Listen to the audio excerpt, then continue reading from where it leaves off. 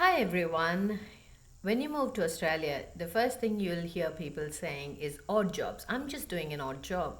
So, what is an odd job? Is there really a job that you can call odd jobs in Australia?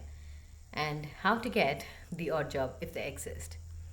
So, welcome to MetaCare Tribe, an authentic platform for Australian immigration advice, success strategies, abundance mindset, and relationship management issues. So, today I'm going to talk to you about job scenarios. So, basically, when you land in a new country, your mind will be racing to find a job to be employed because you have a job, you don't have a job, you have to pay your bills.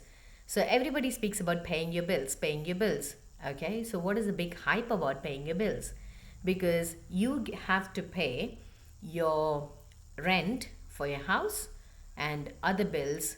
It could be weekly or fortnightly. When I say fortnight, which means once in 2 weeks. Okay, so you have a job, you don't have a job. The day you land, the day you get into a paid accommodation, or if you don't have friends, then you have to pay your bills. So the moment you start paying from your own country's currencies, you'll give them this much of currencies and you'll hardly receive handful of them. It pains, it aches. I've been there. I've paid just my first bill from my Indian currency, and after that, me and my husband, we both of us got a job, luckily with God's grace. So we started paying from our paycheck. So you have to pay your bills, so you need a job. So when you start looking out for job, there is minimum possibility and very few people who landed in a job related to their career or related to their educational qualification or the same kind of job what they were doing back home if you're a skilled migrant. So the odds of getting a job that is relevant to your skills and experience are pretty low. That's the fact. So first thing is your mindset to accept reality. This country, most of the developed countries, you don't have much of a pay difference, or if you want to say it in a desi way, maryada issue. There's no manam maryada issue if you're going to do a job which is going to be a normal, any kind of job. I don't want to use the term odd job. That's why I'm struggling for words. The odd jobs is a very bad terminology to degrade the kind of a job that you do. Okay, I would call a can do job, meaning anyone can do the job.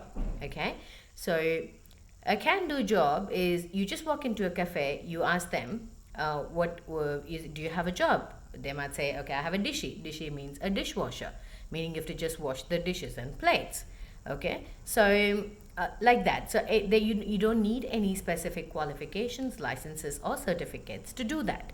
All right, there are few jobs that you can get with minimum qualifications or minimum expenditure. I will touch upon that later. Okay, so the first thing I would say is have a right mindset when you're moving into a new country. Just keep an open mind. Whatever comes my way, I will take it to survive and sustain, and then I will go to my dream destination. There are, okay, I would say two kinds of people. This kind of people would not be ready to take up anything that comes their way and be very strict and stringent that I will do only this kind of a job, and they would reach a certain point where they burn all their savings, all their emotions, all their confidence, and at that time they would go to the worst kind of job that they would have never imagined they would have taken in the first state. Okay, so I don't want you to go to that state. And the second kind of people are those which will take up something that comes up straight away. That's a very smart decision. The problem is they get into their comfort zone right there, and they will not progress to their destination. They will forget the destination, they will stay right there. Both these kind of people, I would say, are very, very risky. Okay, there should be a balance. You have to be smart enough to take the opportunity that comes your way, and you have to finally target your destination and travel towards it. Being rigid in both these scenarios is highly risky. So, a bit of flexibility, a bit of mindset, a bit of planning with reasonable timelines. You can't say in 3 months I will land in my dream job. It is not possible. So the main thing about Australian job scenario is networking, knowing the right people. Okay, people should know who you are. It is not immediately or easily possible just with the resume to get a job. So resume and cover letter, selection criteria, responses, they are a totally different ball game. We would go into that in a separate video. Now, I all I want to say is the right mindset is the first key thing to land you in a job. We're just talking about a job, not about your dream job. I will link to my Facebook post on how to get a dream job in Australia, where I've listed all these points. Okay, the second thing would be modifying your resume little bit to the job that you're applying for. So imagine you have an MCA and an ME in computer engineering and you're applying for a receptionist role. So obviously you would be looked at a overqualified candidate who might be in a position to leave this job any day you get something more relevant to your uh, resume. So I would say cut down. You need not fake. Okay, you can only project what is essential. Do not put any fake information. This is the first mantra or the slogan that I want to instill in your head. Australia is such a country. You be honest, you be genuine. You will not have any issues. You can just keep going on and on and on. If you do anything, any kind of lies, any kind of false information, false document, at any point of time, it can hit back. So just be honest, just be truthful, just do the right thing, just follow the rules, and you will be happy. Okay, so in your resume, I would say just remove all the unnecessary overqualification. Just put bare minimum, say graduate or a diploma or a basic bachelor's degree, and alter your covering letter in such a way that what are the skills that you have that you can bring to the table. So what are the roles that you have previously done? What is the qualification that you have done which matches this particular job? Okay, so a brief outline of that in the covering letter, and then start applying for jobs. Okay, so that would be my second advice. First would be the right mindset. Second one would be altering your resume and cover letter. And the third most important thing, if there is a small ticket or license, so you call them, so most of the trades or the trade kind of jobs requires you to have licenses, or most of the job. For example, if you were going to work in a child care, okay, in a setting where there are a lot of children, every state has got a particular license called working with children's check. Okay, it's called differently in different states. It's called Ochre card in Darwin in NT. It's called working with children check in South Australia. There are different terminologies that you use. So basically what they will do is they will do a criminal history or a police check, and you are very safe, and you know that's basically a license saying, sorry, you are eligible to work with children. So that's one kind of license that is basic you can get if you're going to apply for jobs that require children. And there are other licenses. For example, if you want to work as a labor in construction industry, you have a license or a ticket called white card, which is an online certification. You have to just do some modules, check some online assessments, and you will get the white card issues. Again, there are certain states that offer white card training. Please go through the internet for the relevant resources. I might link some links for white cards and working with children's card in the description below. Okay, so that is another license which can get you a job very easily, white card. Forklift training is again a big, easily obtainable job market in the manufacturing industries. So that again is like a half day or a 1 day training where you get trained in operating forklift. You should have a valid license for that, and then you can get that forklift license registered, and you can get a job in a manufacturing industry or an industrial setup. So there are other licenses like crane operators. Those are a little higher priced, and people easily, when they start off, they come here, they start driving Uber or taxi. That's again a personal preference. Now they do Uber Eats, which is very, very cheap. You can even ride a bicycle and go deliver Uber Eats and get the money.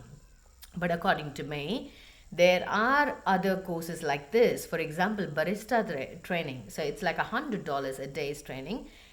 Australians love coffee. Every street you go will have a coffee shop. Okay, basically everywhere.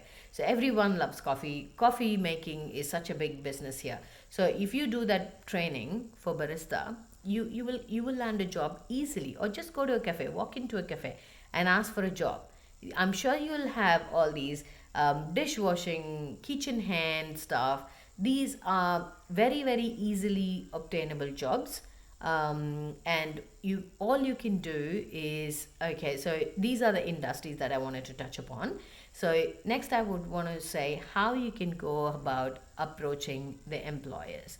So the first thing would be just walking into the shop with a one page resume, not more, just a one page with your contact details, with your phone number, email address, what is that you've done, and what kind of. So if you're just planning to apply for restaurants, tweak your resume in such a way that you've done something with restaurants, or if you've really done something, or if you've your previous experience, how it matches this one. So basically, most of the Australian service industries look for attitude. They are not looking for your qualification, they're not looking for your work experience. So I have personally spoken to, I've been in the recruitment industry for a brief time, say 2 months. So at that time, I read the pulse of the employers, and everyone says I can teach them to do the job, but all I want is the person with the right attitude. So that is very, very crucial in when you search for jobs here. So having the right attitude, having the right work ethic. So that's what they mean when they say, okay, you have to suit a company's ethics. By ethics, they mean your attitude that matches with the culture, with the environment that you work in. So just walk into a particular restaurant or a cafe and tell them, I'm looking for a position. Do you have something to offer? If they say no, unfortunately, no, we are fully staffed, blah blah blah, you just say, I'm happy to do a half a day trial, or just a 2 hour, I'm happy to come in for a free trial. Don't burn yourself by doing more free. Okay, so there are people who would exploit you as well. So just offer them a 1 hour or a 2 hour free trial, and if that works out fine, if he's happy with you, then he might continue. If you're being requested for more free trials, beware, that is just taking advantage of you. But there's no harm in offering a couple of free hours trial, just to get you introduced to them, just to know better and improve your possibilities of getting a job offer. So that is the easiest way to get into service sector, like a restaurant or a cafe where anyone can do a job. If you're looking at professional jobs, the best platform to interact would be LinkedIn. Okay, so in LinkedIn, just get the right person. Don't start hastily just linking people and just say hi and wait for the response. This is what most recruiters say. They get frustrated because everyone says hi and wait for them to say hi, how are you? Doesn't happen that way. Just write a brief one paragraph saying, hey, I'm so and so, I've got these skill sets and I'm looking for these kind of opportunities that matches my skill set. Would you have a time to catch up for a coffee and discuss this over? This is a common phrase that every Australian employee would love to get. Can we catch up for a coffee? So when they say catch up for a coffee, it's a meeting. Okay, but that's the lingo, that's the words that are used here. Can we catch up over a coffee? Can we discuss over a coffee? So if that is a response when they gave, okay, yeah, let's catch up for a coffee, that's like more of a positive sign. They are keen on your profile, so make sure you make the best move. If they say no, unfortunately, I'm busy, my calendar is full, my schedule does not allow, you say that's fine, it's okay, these are the things. So how can we proceed? What would you suggest? Or can I give you a quick call to discuss this? And please write down all the questions that you want to ask them, and then be prepared with a script, because all of us, when we migrate, literally suffer understanding thick Australian accents, which is a biggest challenge. So you have to be first prepared what to ask, because half of the time you'll be thinking, what did I miss? What did he say? I didn't understand quite a bit. So especially over the phone, it's going to be hard. So be prepared for that. Always be prepared with a script. Even though it's a short conversation, casual conversation, I would say write down or just practice what you're going to ask. Use the right words, ask the right questions. These will definitely help you get a job. Okay, so getting a job, dream job, or odd job, can do job, whatever you call it, job is a big challenge. So if you have any questions, feel free to post in the comments below. I'm happy to answer. Good luck to all of you.